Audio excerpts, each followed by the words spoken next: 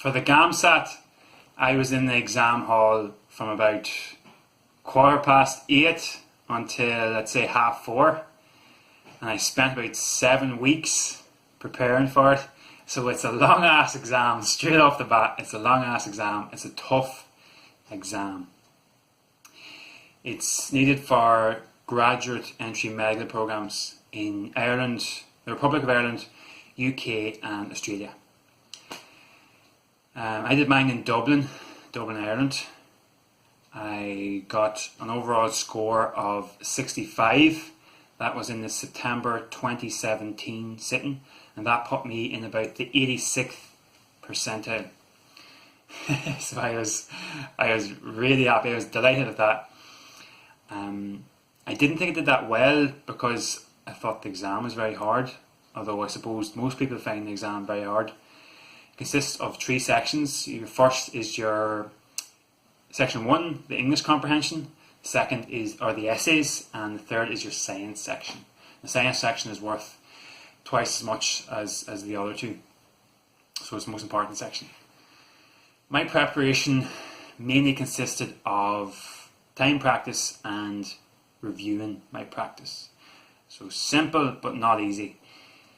Timing very important because you can get carried away and it allows you to maximise your strengths. And then reviewing your practice, I think, is the best way to improve your performance.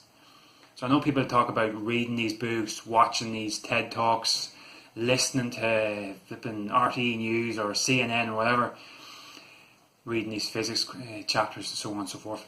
I think the best way is just to do the questions.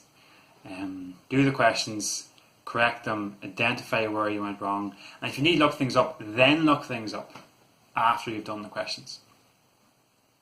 The main resources I used were the official material, very good, from Acer, although they cost money, of course, and a thing called GAMSAT samplequestions.co.uk.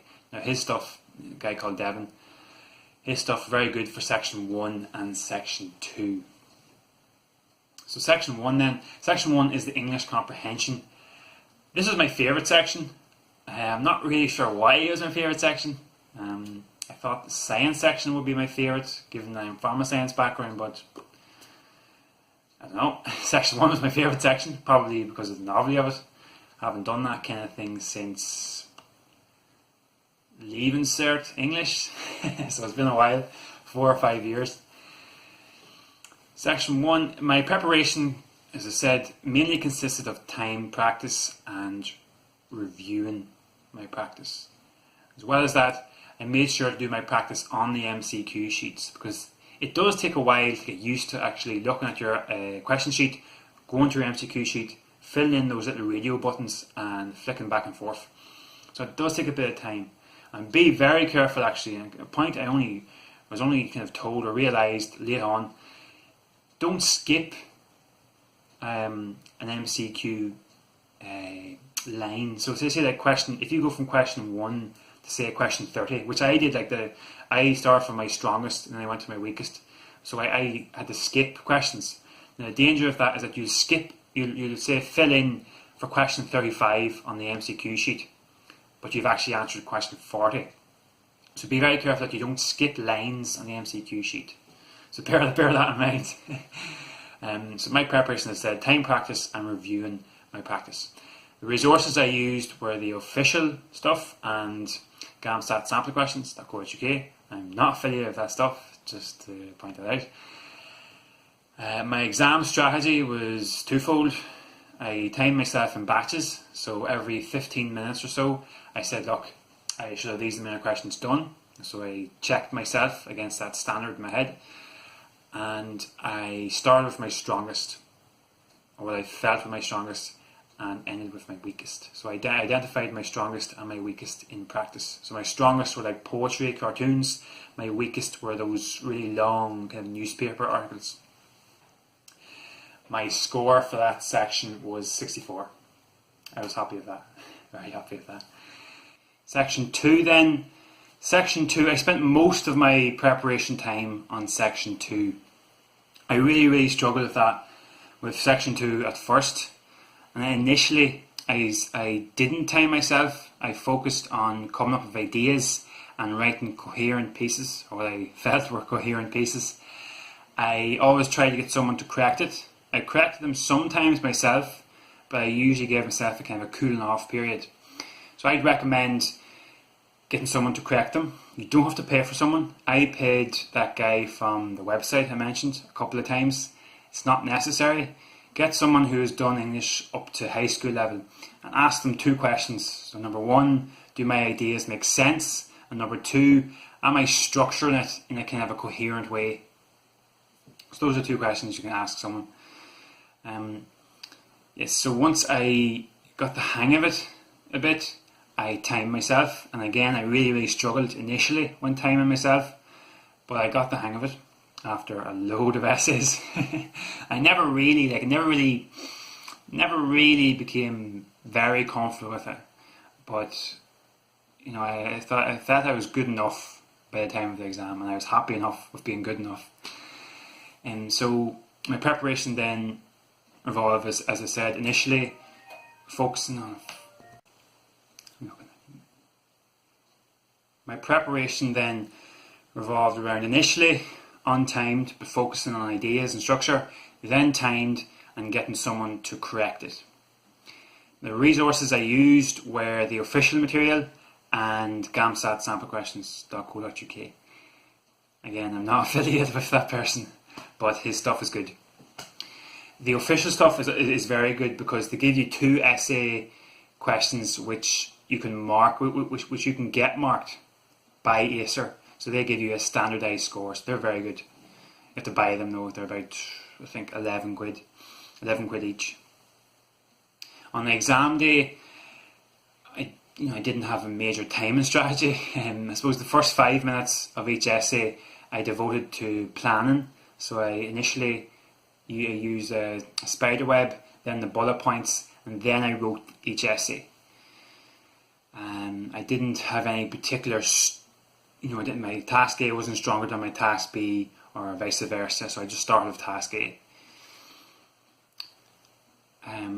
My format was discursive, so kind of descriptive in both of them. I tried to do kind of a diary style initially, but that didn't work out, so I just kept with the discursive format. My score for that was 64, so I'm telling you, I was delighted with that.